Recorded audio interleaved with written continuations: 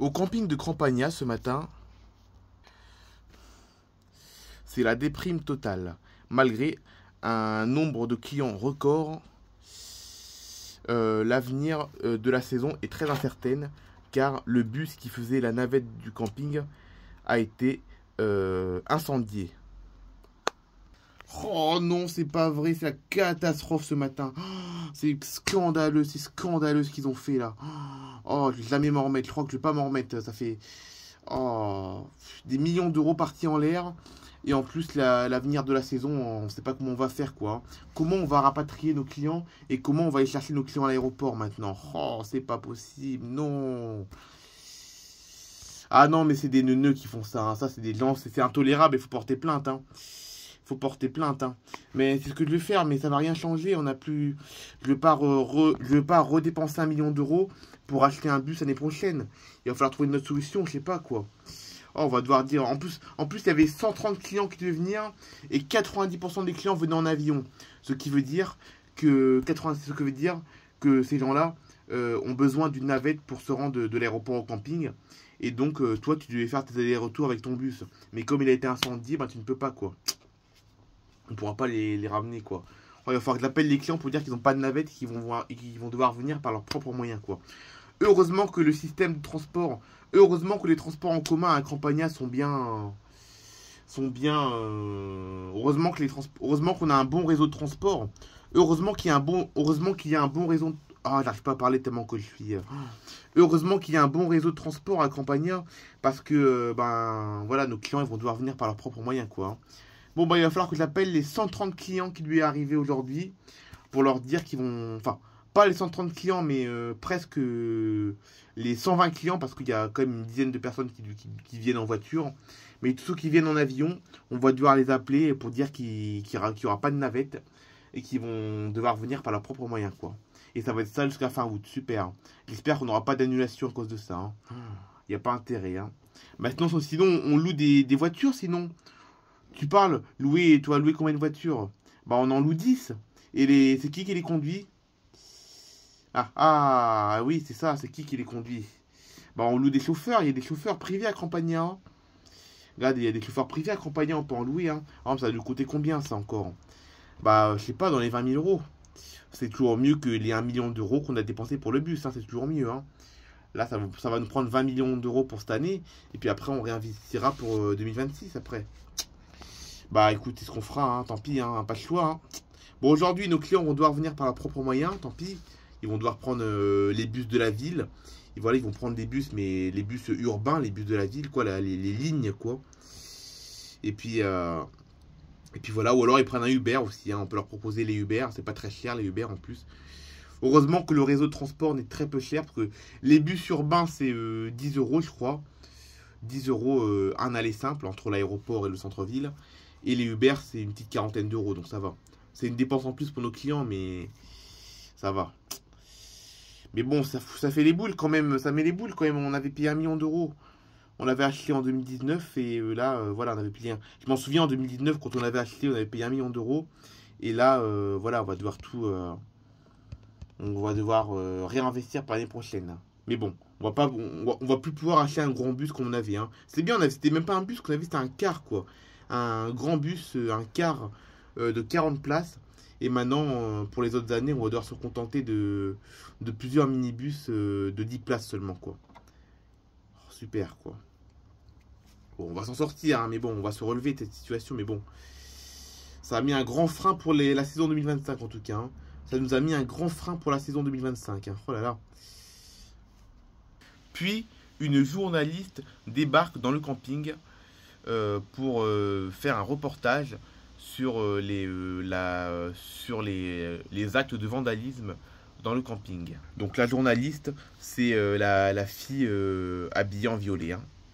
Oui, bonjour. Aujourd'hui, cette nuit, dans la nuit de vendredi à samedi, on a eu dans le camping, il y a eu un acte de vandalisme. Un acte de vandalisme inadmissible s'est produit dans la nuit de vendredi à samedi. En effet, le bus qui faisait office de navette a été incendié par une bande de jeunes entre 17 et 19 ans. Et cette bande de jeunes sont en réalité des touristes qui viennent de France, des touristes français.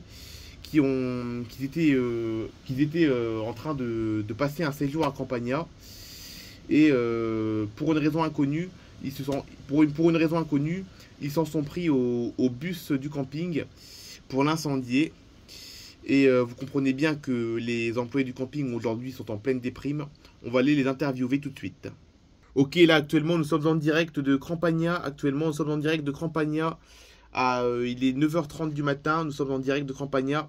Nous allons interviewer la directrice de ce camping qui est sous le choc. Alors madame, vous pouvez nous donner des informations sur ce qui s'est passé? Alors oui, effectivement, ce matin, quand on se réveillait à 7h, on était tous sous le choc. Toute l'équipe du camping était sous le choc. Heureusement, nos clients se sont rendus compte de rien pour le moment. Mais le problème, c'est que ça nous pose un très gros problème pour nous, car nous avons presque 90% de notre clientèle qui viennent en avion, ce qui veut dire que toutes les personnes qui viennent en avion ont besoin d'une navette entre l'aéroport et le camping, et vice-versa. Donc, cela nous cause un grand souci. C'est que toutes ces personnes qui devaient venir qui avaient besoin de la navette pour se rendre à l'aéroport ou pour venir de l'aéroport jusqu'au camping, eh ben, ces gens-là vont devoir venir par leurs propres moyens, du moins pour cet été. Enfin, du moins pour aujourd'hui et cette semaine. On va essayer de trouver une solution pour août et septembre quand même. Enfin, août, on est déjà au mois d'août, mais pour la fin du mois ainsi que le mois de septembre, on va essayer de trouver une solution quand même. Comme par exemple louer des voitures de 5 à 10 places environ. Et avec chauffeur, bien évidemment. Voilà. Louer des voitures de 5-10 places avec des chauffeurs pour pouvoir assurer les rapatriements des clients jusqu'à l'aéroport. Mais oui, effectivement, donc du coup, le profil des gens qui ont vandalisé le bus, ce sont en fait un groupe de jeunes qui étaient en vacances dans notre camping. On connaît bien ces jeunes, ils sont arrivés samedi dernier d'Ariaville. Voilà, ils sont arrivés d'Ariaville la semaine dernière. Et ce groupe de jeunes, en fait, était en réalité accompagné de leurs parents, en fait. Hein. C'est un groupe de jeunes, en fait, qui étaient accompagnés par leurs parents. Et pour une raison inconnue, s'en sont pris à notre bus cette nuit vers 2h du matin. Vers 2h du matin, une alarme a même retenti pour nous alerter. Une alarme incendie a retenti. On s'est levé en précipitant, on a vu le bus en feu. Et enfin, moi en tout cas, j'ai vu le bus en feu. J'ai pleuré, bien évidemment, quand c'est arrivé. Puis après, j'ai pas réussi à fermer l'œil de la nuit. Et puis à 7h du matin, on a pu constater les dégâts. Toute l'équipe du camping est sous le choc aujourd'hui. Et en plus, notre camping est complet jusqu'au 5 septembre. Donc oui, ça va nous causer un très très gros souci pour la fin de saison. En tout cas, du moins pour ce week-end, qui est un week-end de chassé-croisé en plus. Merci madame, nous sommes encore désolés pour ce qui se passe, pour ce qui s'est passé cette nuit. Mais bon courage. Oui, donc du coup, c'était la directrice du camping. Comme vous pouvez le voir, elle est sous le choc. Elle s'est remise un peu de ses émotions, mais elle est toujours sous le choc. Donc comme vous pouvez l'imaginer, cela va causer de grands soucis pour la suite de la saison, car les clients vont devoir venir par leurs propres moyens dans les prochains jours, même si la directrice espère toujours un retour de service de navette, ne serait-ce qu'un service minimum, mais au moins un service entre l'aéroport et le camping. Oh, regarde, là-bas, il y a une journaliste. Ah ouais, elle est journaliste. Oula, qu'est-ce qui se passe? Oula, c'est pas bon ça. À mon avis, il y a eu un problème cette nuit, à mon avis. Ah ouais, à mon avis, il y a un problème cette nuit. Là, je vois, il y a la journaliste qui est en train d'interviewer la directrice du camping. Et elle a pas l'air contente, hein, parce que apparemment, c'est pas très positif, apparemment. On va essayer de voir ce qui se passe. On va s'approcher un petit peu on va faire nos curieux. On va faire un peu les curieux. Ah mince, on voulait écouter ce qu'il disait, mais elle est partie, la journaliste. Mince. Bon, en tout cas, on passe de bonnes vacances, en tout cas. Hein, c'est bien. Hein. Ah ouais, c'est super, hein, c'est bien. Hein. Ah, franchement, c'est trop dommage qu'on doit le parler demain. Oh là là. C'est vraiment trop bien, hein, franchement. Que des bons souvenirs ici. Bonjour madame. Bonjour monsieur Antonov. Vous allez bien? Ouais, ça va et vous? Non, nous pas vraiment, nous ça va pas parce que d'ailleurs vous tombez bien vous tombez bien parce qu'on a pour votre retour demain, on a un petit souci pour votre retour demain. Vous prenez l'avion demain. Vous prenez l'avion pour rentrer chez vous. Ouais, exactement. Pourquoi? Parce que cette nuit, c'est d'ailleurs pour ça qu'il y a eu une journaliste qui est venue. Cette nuit, on a eu un groupe de jeunes de notre camping qui ont incendié le bus du camping. Et donc, ben, il n'y a plus de navette, simplement. Il n'y a plus de navette pour se rendre à l'aéroport. Le chauffeur de bus, bien évidemment, il est en chômage technique. Lui, le chauffeur de bus qu'on avait embauché, il est en chômage technique. Il est derrière moi d'ailleurs, hein. C'est le chauffeur de bus, si vous en rappelez, c'est le monsieur en bleu derrière là.